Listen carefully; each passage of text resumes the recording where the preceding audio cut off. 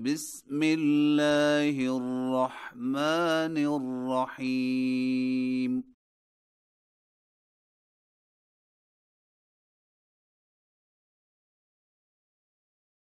ألم تر كيف فعل ربك بأصحاب الفيل؟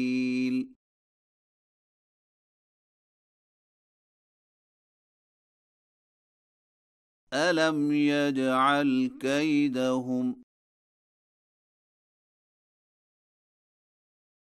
في تضليل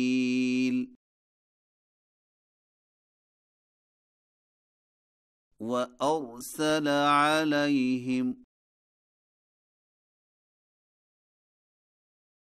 طيرا أبابيل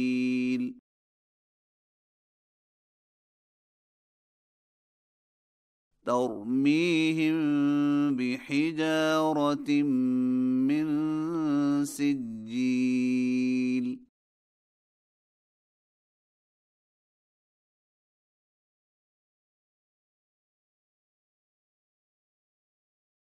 فجعلهم كعصف مأكول.